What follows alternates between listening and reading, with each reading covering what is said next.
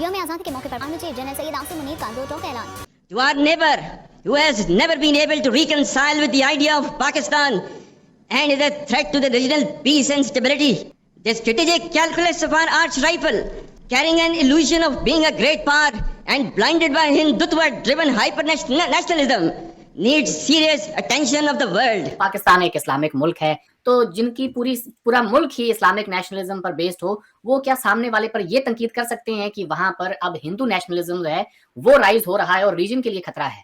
आज भारत के अंदर नरेंद्र मोदी भारत के वजीर आज़म ने जो स्पीच की है, और अगर मैं उसका मुआवजा करूं पाकिस्तान के साथ, तो मुझे ऐसे लगता है कि भारत बात कर रहा है फ्यूचर की और हम बात कर रहे हैं माजी की। मैं 10 साल का हिसाब तिरंगे की साक्षी में लाल किले की प्राचीर से मेरे देशवासियों को दे रहा हूँ। अच्छा जी, इसमें उन्होंने कहा नो इफ्स और buts about India's glorious future. अच्छा, फिर उन्होंने कहा India on decisive turning point can shape new world order. आप मज़े की बात देखें कि इंडिया अपनी 77 जो एनिवर्सरी है उसके ऊपर क्या कर रहा है, चिप मेकिंग में थाईलैंड का मुकाबला कर रहा है, और हमने अपनी वो रेटरिक मेंटेन की, सेम रखी। ये है फ़र्क।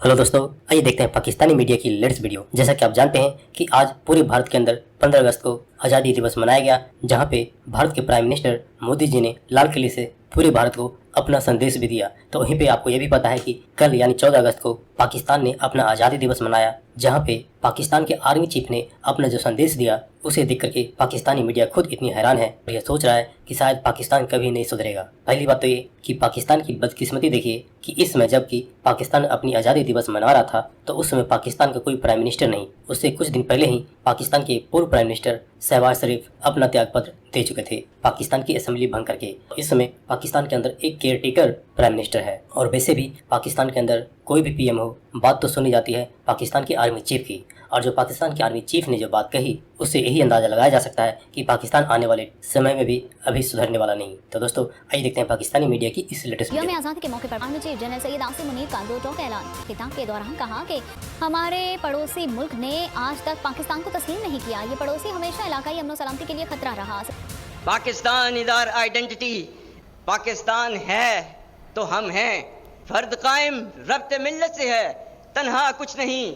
मौज है दरिया में और बैरून दरिया कुछ नहीं। To our neighbor who has never been able to reconcile with the idea of Pakistan and is a threat to the regional peace and stability, the strategic calculus of our arch rifle, carrying an illusion of being a great power and blinded by Hindutva-driven hyper-nationalism, needs serious attention of the world. To my Kashmiri brethren, I would say that inshallah, you will also get free from the clutches of the brutal occupation forces.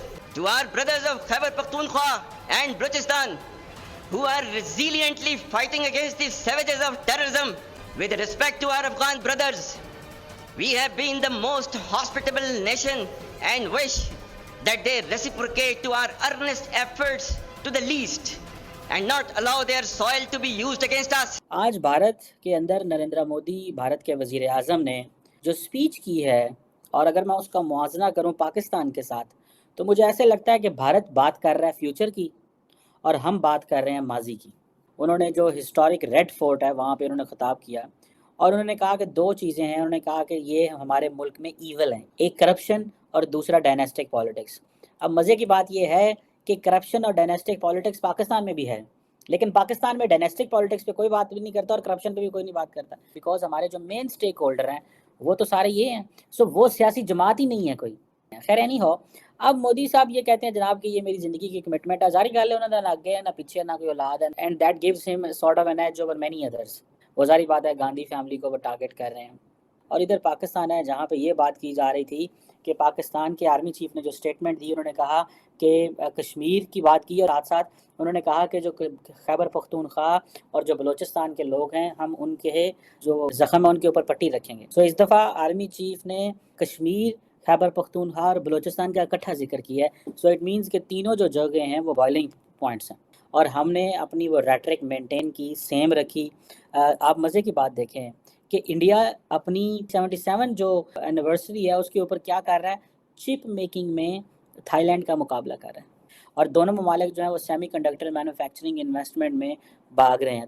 اور آپ پاکستان کو Chinese جو ہیں وہ ML1 project نہیں دے رہے جو کہ $10 ارب کا ہے.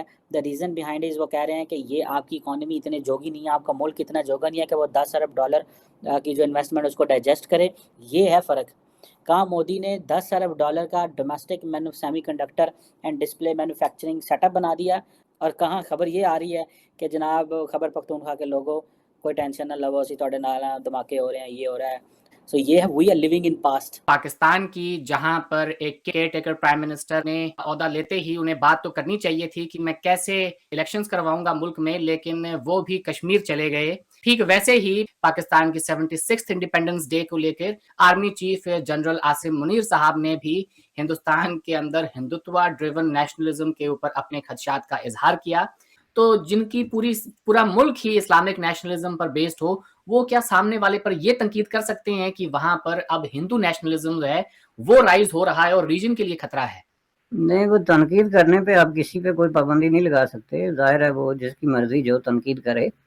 اب جو پاکستان میں ایک نیا ٹرینڈ چلا ہے گزشتہ 4-5 سالوں میں, پہلے پاکستان میں جو ہے وہ ٹرینڈ یہ تھا کہ وہ بھارت کے خلاف یا ہندوستان کے خلاف بات کرتے تھے کھل کے. فوج کو یہ بتایا جاتا تھا کہ بھارت آپ کا بہت بڑا دشمن ہے. یہ تھا پہلے.